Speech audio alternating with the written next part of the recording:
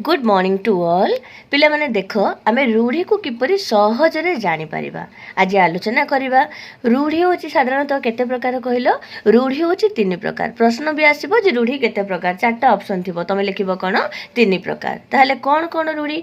गोटे होची हमर क्रिया युक्त रूढ़ी, गोटे होची हमर क्रियाहीन रूढ़ी, आ गोटे होची हमर तुलनात्मक रूढ़ी। एतिकी मने रखितो पिला माने, एटा भी तमरो प्रश्न भी आसीबो। देखो विशिष्ट अर्थ प्रकाश करुथुबा वाक्यांश जेउथिरे क्रियापद थाए ताहाकू केउ रूढ़ी कुहा जाए। चारटा ऑप्शन देथिबो, लिखिबो कोन ताकू क्रियायुक्त रूढ़ी कुहा जाए। तापर प्रश्न आसीबो जे विशिष्ट अर्थ प्रकाश करुथुबा वाक्यांश जेउथिरे क्रियापद न थाए ताकू केउ रूढ़ी कुहा जाए। जोठी क्रियापद थाए सेटा क्रियायुक्त रूढ़ी हैला, जोठी क्रियापद न थाए सेठी कोन हबो? क्रियाहीन रूढ़ी हबो। ताहले तुलनात्मक रूढ़ी कौन? देखो एटा भी प्रश्न आसीबो। तुलनात्मक रूढ़ी रे जोठी तुलना करा जाइथिबो आ उपमावाचक शब्द परी परी मन रखिता परीर व्यवहार करा जाउथिबो। उपमावाचक शब्द बा सादृश्यवाचक शब्द परीर व्यवहार हेतिबो आ कोन तुलना करा जाउथिबो ताकू कुहा जाय कोन? तुलनात्मक रूढ़ी। जोटारे क्रिया थाए क्रियायुक्त रूढ़ी, जोटारे क्रिया न थाए सेटा होचे हमर क्रियाहीन रूढ़ी, आ जोठी तुलनावाचक शब्द परी बा सादृश्यवाचक शब्द परीर व्यवहार करा जाय थाए सेठी कोन करा जाय? सेठी हमर तुलनात्मक रूढ़ी होई थाए। बुझिला?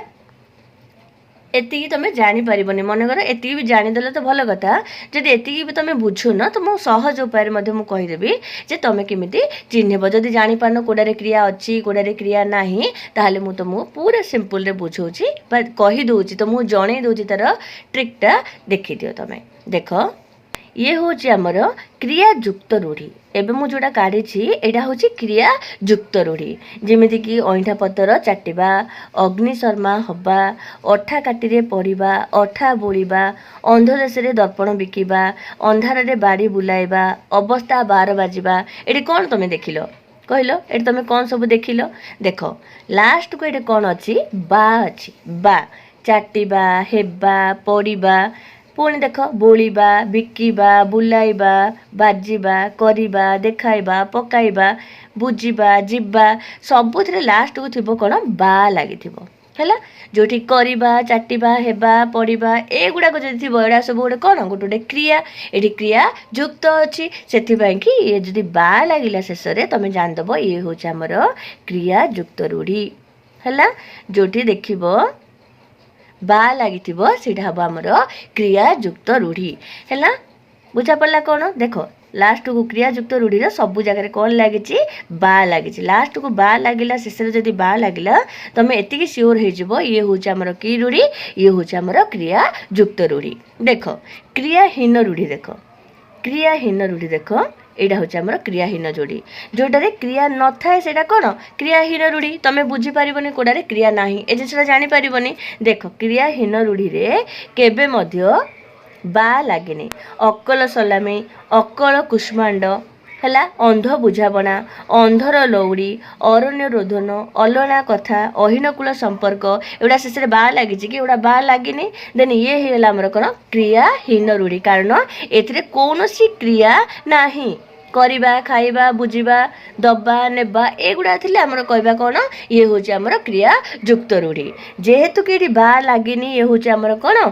क्रियाहीन रूढ़ी। एतिरे तमे कन्फर्म हे जे पारथिबो को रूढ़ीटा कोन हैला। जेबे भी क्रियायुक्त रूढ़ी रे शेष रे बा लागिथिबो आउ क्रियाहीन रूढ़ी रे इमिति ही थिबो अलना कथा, अहीनकूल संपर्क, आकाश कुसुम हैला, जेमिति कि झिमिडी खेलरू महाभारत हैला ना, अहीन जहाँ भी तमे जहाँ भी नहीं पारिबो एग्जांपल हैला। आपे बंचिले बापार ना, उत्तम मध्यम, ए घर मौसी से घर पिउसी ए भलिया जिंस गुडा थिबो सी होछ हमर क्रियाहीन रूढ़ी हैला। देखो तापरे तुलनात्मक रूढ़ी तमे किमिति चिन्हिबो? तुलनात्मक रूढ़ी चिन्हिबो केमिति? मु आगुर कहितली कोन जे जोटी सादृश्यवाचक शब्द परीर व्यवहार करा जाइथिबो। परी परी जदि लागी गला सेतले तमे श्योर हे जिवो ये होछ हमर तुलनात्मक रूढ़ी। देखो एंडुओ परी मुंड टुंगारिबा, काठ गड़ परी पड़ी रहिबा, ସବୁଥିରେ ପରି ଲାଗିଛି ପରି ଲାଗିଛି। ତାପରେ କ'ଣ ଦେଖ କୁଆ ପରି ରାଉ ରାଉ ହେବା, ଏଇଠି ମଧ୍ୟ ପରି ସାଦୃଶ୍ୟବାଚକ ଶବ୍ଦ ଲାଗିଛି। ଖୁଣ୍ଟଟା ପରି ଠିଆ ହେବା, ଇଏ ମଧ୍ୟ ଆମର ତୁଳନାତ୍ମକ ରୂଢ଼ି। ଛୁଞ୍ଚି ପରି ମୁହଁ କରିବା, ଇଏ ମଧ୍ୟ ଆମର ତୁଳନାତ୍ମକ ରୂଢ଼ି। ଜୋକ ପରି ଲାଗିବା, ଇଏ ମଧ୍ୟ ଆମର ତୁଳନାତ୍ମକ ରୂଢ଼ି। ପବନ ପରି ଧାଇଁବା, ଇଏ ମଧ୍ୟ ତୁଳନାତ୍ମକ ରୂଢ଼ି। ଯେଉଁଠି ପରି ସାଦୃଶ୍ୟବାଚକ ଶବ୍ଦ ଲାଗିଗଲା ସେଠି ତମେ ସମସ୍ତେ ମନେ ରଖିଦେବ ଇଏ ହେଉଛି ଆମର କ'ଣ ତୁଳନାତ୍ମକ ରୂଢ଼ି ହେଲା। ଯେଉଁଠି ଶେଷରେ ବାର ବ୍ୟବହାର କରାଯାଉଛି ସେଇଟା ହେବ ଆମର କ୍ରିୟାଯୁକ୍ତ ରୂଢ଼ି। ଦେଖିବ ଯେଉଁଠି ବାର ବ୍ୟବହାର ହେଇନି ସେଇଟା ଭାବିଦେବ ସେଇଟା ହେଉଛି ଆମର କ୍ରିୟାହୀନ ରୂଢ଼ି। ଆଉ ଯେଉଁଠି ପରି ସାଦୃଶ୍ୟବାଚକ ଶବ୍ଦ ଲାଗିଗଲା ପରି ଶବ୍ଦ ଲାଗିଗଲା ସିଏ ହେଲା ଆମର କ'ଣ ତୁଳନାତ୍ମକ ରୂଢ଼ି। ତୁଳନାତ୍ମକ ରୂଢ଼ିରେ ସବୁଥିରେ ପରି ସାଦୃଶ୍ୟବାଚକ ଶବ୍ଦ ରହିବ ଲାଗିଗଲା ତମେ ଜାଣିଦେବ ଏଇଟା କ'ଣ ତୁଳନାତ୍ମକ ରୂଢ଼ି ହେଲା। କିନ୍ତୁ ଗୋଟେ ଜିନିଷ ପିଲାମାନେ ମନେ ରଖିଥାଅ ଆମର ଯେଉଁ କ୍ରିୟାହୀନ ରୂଢ଼ିରେ ଆମେ ଯେଉଁ ପଢ଼ିଲେ ସେଟାରେ କ'ଣ ବା ଲାଗିନି। କିନ୍ତୁ ଗୋଟେ ଜିନିଷ ମନେ ରଖିଥାଅ, ଗୋଟେ ହିଁ ତୁମକୁ କନଫ୍ୟୁଜ୍ କରାଇଦେବ ଯେ ଆ ବଳଦ ମୋତେ ବିନ୍ଧ, ଏଇଟା ମନେ ରଖିଥାଅ ଆ ବଳଦ ମୋତେ ବିନ୍ଧ ହେଲା। କିନ୍ତୁ ତୁମେ ଭାବିବ କ'ଣ ଏଇଟାରେ ତ ଲାଷ୍ଟକୁ ବା ଲାଗିନି, ଏଇଟା ଆମର କ୍ରିୟାହୀନ ରୂଢ଼ି ବୋଲି ଭାବିଦେବ। ଆ ବଳଦ ମୋତେ ବିନ୍ଧିରା ଲାଷ୍ଟକୁ ବା ଲାଗିନି ବା ଶେଷରେ ବା ଲାଗିନି, ଇଏ ହେଉଛି ଆମର କ୍ରିୟାହୀନ ରୂଢ଼ି। ଯଦି ତୁମେ ଏଇଟା ଭାବୁଛ ତାହେଲେ ଏଇଟା ପିଲାମାନେ ଭୁଲ ଭାବୁଛ। ଏଇ ଗୋଟେ ହିଁ ପିଲାମାନେ ହେବ ଆମର କ୍ରିୟାଯୁକ୍ତ ରୂଢ଼ି। କାରଣ କ'ଣ ଆ ବଳଦ ମୋତେ ବିନ୍ଧିର ଅର୍ଥ କ'ଣ ଫାଷ୍ଟ ଭାବିଦିଅ। ଆ ବଳଦ ମୋତେ ବିନ୍ଧିର ଅର୍ଥ ହେଉଛି ବିପଦକୁ ଡାକି ଆଣିବା, ଶେଷରେ କ'ଣ ଲାଗିଲା ବା, ତାହେଲେ ଇଏ ହେଉଛି ଆମର କ୍ରିୟାଯୁକ୍ତ ରୂଢ଼ି।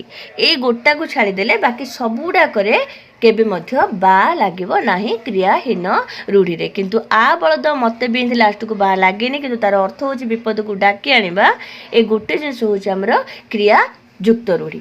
ବାକି ସବୁଗୁଡ଼ାକ ହେବ ଆମର କ୍ରିୟାହୀନ ରୂଢ଼ି।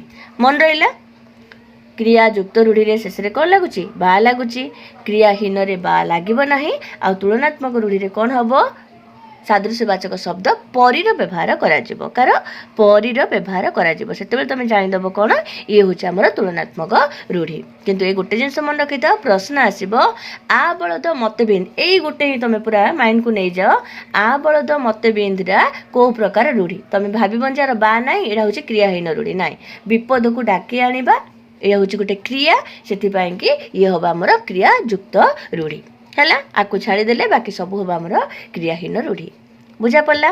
ବା ଲାଗିଲେ କ୍ରିୟାଯୁକ୍ତ, ଯେଉଁଠି ବା ଲାଗିନଥିବ କ୍ରିୟାହୀନ, ଯେଉଁଠି ପରି ସାଦୃଶ୍ୟବାଚକ ଶବ୍ଦର ପ୍ରୟୋଗ କରାଯାଇଥିବ ସିଏ ହେଉଛି ଆମର ତୁଳନାତ୍ମକ ରୂଢ଼ି ହେଲା। ଭାବୁଛି ସମସ୍ତେ କ୍ଲିଅର୍ ହେଇଯାଇଥିବ। ଯଦି ବା ସମସ୍ତେ କ୍ଲିଅର୍ ହେଇଛ ମୋତେ କମେଣ୍ଟ ଜଣାଇବ ଯେ ଆମେ ଏଇଟା ବୁଝିଗଲୁ ବୋଲି ହେଲା।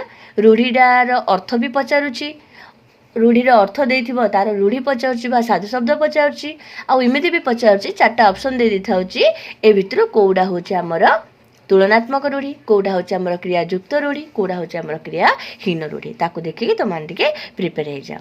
Okay, good luck to all.